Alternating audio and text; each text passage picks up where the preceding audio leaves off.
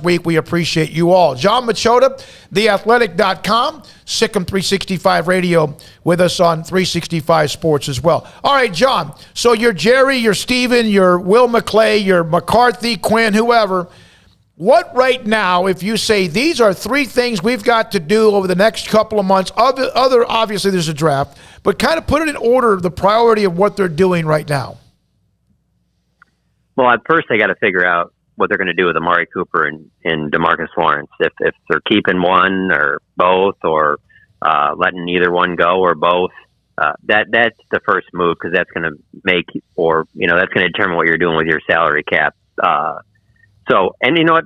As of right now, they might have a really good idea of it. That might be, something that they've already moved on from, and they're already, looking at the next part of it. So, but I mean, I think that's either of those moves have to be right at the top of that list.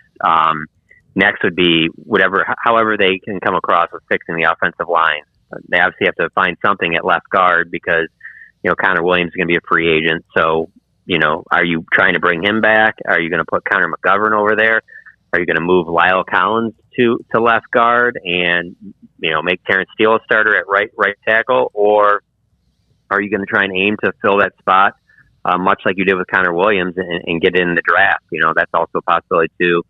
And I'd say the next one would probably have to be, I'm kind of looking at safety, just because of the fact that out of the four safeties they played this year, three of them are going to be free agents. And J-Ron Curse on the radio down here, 105.3 The Fan, earlier this week, was talking about, how great it is to have Dan Quinn back. And he sounded like, he seemed pretty confident he would be back. That's a huge piece. They're able to keep J-Ron Curse. He just, I think he surprised a lot of people this year on a one-year deal. You're not going to be able to get him on a one-year deal coming off the year he just had. But I would say those things all somewhere would probably be at the top of the list. Did the Cowboys really, does it make it look worse that they squandered an opportunity to really make inroads and get deep in the playoffs, given the fact that if you looked at the roster before the year, you would know that they were going to have these problems, that Tank Lawrence and Amari Cooper were going to be salary cap decisions. And not only are they going to be salary cap decisions, if you do release one or both of them, there aren't answers on the roster, because you've got free agents at defensive end, at wide receiver, and then you go into positions like safety, linebacker. They don't have immediate answers on the roster should they have to let everybody walk. Yeah, I wouldn't second guess the move. And the only reason why I say that is because this is the best roster they've had in the last decade. I know since the season's ended, people are, trying determine why it happened, why they fall apart, and I've seen several people talk about, well, maybe the roster wasn't as talented as they thought it was. No, it was a talented roster, and in being in a situation they are right now, let's say that they're the Rams or the Bengals, or maybe even if they just made it to the NFC Championship game and lost, there wouldn't be any talk about getting rid of DeMarcus Lawrence and Amari Cooper. They'd run it back with all of them. They can bring all those guys back. They just have to. What they have to do is they have to restructure a bunch of deals. But when you play the way that they did, and you're that far away that they were, why are you going to restructure any of these deals? Obviously, you didn't have a roster that was good enough, so you got to make these changes. But no, they're certainly in a spot where if they want to bring back all these guys, they can bring them all back. It involves restructuring. That means down the road they're going to end up paying more on some of these guys. But yeah, believe me, if they were coming off a deep playoff run where DeMarcus Lawrence, had 2 sacks in one game, a couple more pressures in another, and was like this major part of them getting to the NFC Championship game or the Super Bowl, nobody would even be thinking of doing anything to his contract or letting him go. Amari Cooper, it's in that San Francisco game. Let's say they win because Amari Cooper had 150 yards and 2 touchdowns, and then in the next round he has a big game too. No one's talking about letting him go and releasing him, but because you finished the year the way that you did, then you have to make these decisions because maybe you weren't set up the way you thought it was, and you can connect it with the Rams. It's the same thing that they're going through. It's like talking about Aaron Donald and having to go and get Odell Beckham to come back and some of these other pieces there. Like, yeah, you're willing to do a lot of that stuff, and you can pay down the road because you just won a Super Bowl and you're trying to run it back and win another one. But when you lost in the first round and looked as bad as they did, that's why you have to make some of these tough decisions because you're like, well, maybe we weren't as close as we originally thought we were. So, John, I know that the draft's going to be combed over from every single angle over the next couple months, and people are really starting to dive in at this point. Based on what you know, the talent level in this draft and the Cowboys' needs, how do those match up together? Like, for what they're looking for, is there plenty of opportunity in this draft class to go and do and get done what they want to get done? It certainly sounds like it, and today is a great day to be talking about this for me because yesterday I had a long conversation with Dane Brugler, who's our draft analyst expert for The Athletic, and Dane is as good as anybody when it comes to the draft. He does it all year round, and I talked to him yesterday for about a half hour, and I just have a piece up on The Athletic right now on a lot of those things, and then after talking to him, I mean, one of the biggest things he mentioned was that edge rusher is real deep in this class, not just at the top, but well throughout the second, third, and even into the fourth round. And that's huge for the Cowboys because even if, Randy Gregory, DeMarcus Lawrence are keeping those guys, those guys they're both, going to be 30 during the season. DeMarcus turns 30 in April, and then Randy, I believe, is in November. So it's like you still need to get younger at edge rusher, whether you're bringing them both back, only one, whatever. And so that's huge for them there. They could potentially get an edge rusher that maybe, some teams would take at 15. Maybe that player falls to them at 24. So that was big. Another thing he was mentioning was linebacker. That there's a lot of depth there where you don't necessarily need to use a first round pick to get a quality linebacker. You can do it in the second, third round. And certainly the Cowboys have needs at linebacker. I mean, they're good with Micah Parsons. I think Jabril Cox is going to be a good player going forward, but there's really not a lot there after that. So that was a big one. And then the same thing with guard. Seems like there's some pretty good depth there in the first few rounds at guard as well. So, and every draft, I mean, there's receivers in this draft, but I don't know. I've seen a draft in the last 10 years that there hasn't been receivers. I mean, the way the college game's being played, you're going to have receivers. So it sounds like tight end's pretty thin, which it seems pretty likely Dalton Schultz is gone. So that's not great. But I think you can find another Dalton Schultz in this draft. Now that means that probably not going to be Dalton Schultz was this past year in year one. It's going to take a little bit of time, but there are players to be found there. So it seems like there'll be some good opportunities for the Cowboys to fill the holes that they need to fill in this draft. John, when do the Cowboys start having long-term discussions about the future of Ezekiel Elliott?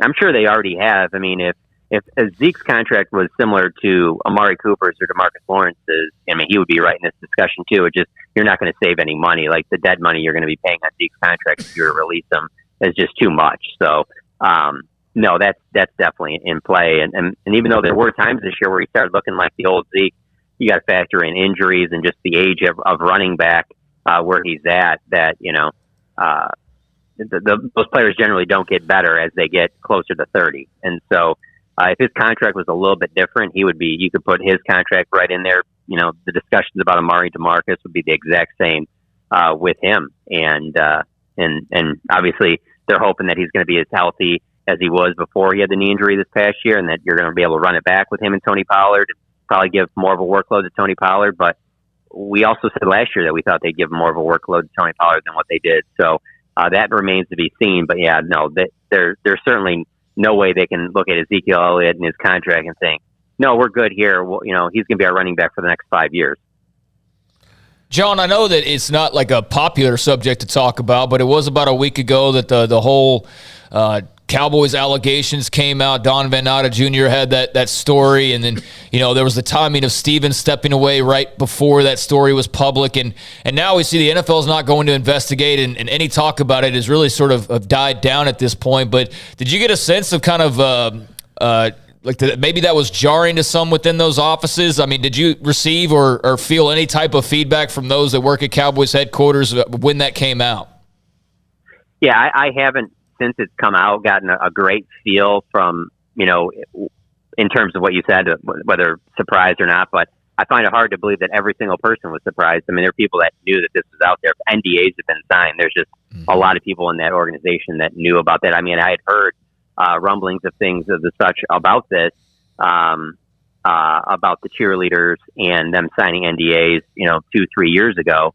But there was, weren't able to get anything on record, and that's not something. This is the type of thing you're not going to talk about this unless you have something that you actual proof. I mean, that I had never heard of about the other part, the draft war room cam with the upskirt picture thing like that. That was the first time I had ever heard of that one with a fan, filing, signing an affidavit that they saw that inappropriate behavior in the draft room. I'd never heard of that one, but now the other part of it, there were some rumblings, not all those details that Don Van Natta got, and that's the thing. Like anybody that knows Don Van Natta's work, I mean, there's no reason to second guess and think that this is all made up or anything. He's as good as you get in the business. So any of that, it has to be a surprise to some. But I'm sure that there were some that were kind of surprised when they heard that Rich Dalrymple was stepping down, earlier this month. And there's several pieces in play there. And obviously we haven't heard anything from Jerry or Steven about it, but, being at the Combine next week, they're certainly both going to be there. And they're going to be asked about it. I just don't know how much they're going to say because of the fact that there are signed NDAs that no one's legally allowed to talk about this. But then two is the fact that Rich Dalrymple no longer works for the organization. I think it's a little bit different if he's still there in his role. Then there's a lot of like, what are you going to do about this? But because he stepped down, I think there's only so much that they're going to say. I don't think they're going to go very much in depth about it. But I mean, I'd heard some of it, but I'd never heard to the level that what came out. Let's put it that way.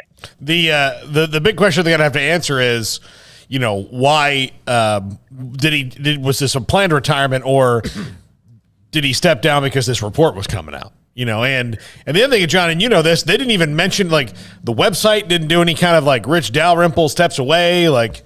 This is the guy. I mean, he's been there forever. 32 years. Yeah. He was the shadow, along with Roosevelt, of Jerry Jones. Yeah. Oh, there's no question about that. I mean, the optics of it certainly line up with someone that heard that there were rumblings of something that happened, or something that was being investigated, and not even really just investigated, but the fact of to step down, probably even more so than like, this is coming out, whether you want to comment on it or not, we're publishing this story. And so, but with how much Rich Dalrymple was connected with Jerry Jones, with the Cowboys organization, it's hard for me to believe that he's just completely blindsided that this thing came out, because at some point in an investigation like that, you're going to have to hear from someone like, hey, Don Van Natta or somebody else from ESPN called me the other day and was asking about this and that. So, without Rich saying that that's the reason he stepped down, you can't 100% prove anything along those lines. But just the optics of it, 2 weeks before, you step away, and as you mentioned, there isn't anything mentioned on the team website or anything like sent out by the team, as an official announcement, which I think you would get if it was someone that had been there 10 years, much less, since Jerry, first purchased the team, and we've been there since the beginning, since they were winning Super Bowl. John, I know it's about 2 weeks away, the deadline for the franchise tag. Is that correct? Yes. Yeah. Okay. Yep. They can start talking right now. I mean, if they want to do any of those things, they can be in those discussions right now. Okay. So I'm not sure if you mentioned it earlier or not. I apologize. But who do you think is the best candidate for that, or do they even use their franchise tag? I don't think that they do. I think the best candidate would be Randy Gregory. Now, you're talking that's in the $20 million range for a edge rusher. I think something gets worked out with Randy Gregory. I think he wants to be here. They want him. I think that this isn't going to be where he goes to free agency looking for the top dollar. Like, I'll just play for any team, whoever's going to pay me the most, I'm out. I don't get the sense of that from Randy. And I know that Jerry Jones and the Cowboys really like him a lot and would like to keep him around. So, but I would say that it to me, it's him or Dalton Schultz.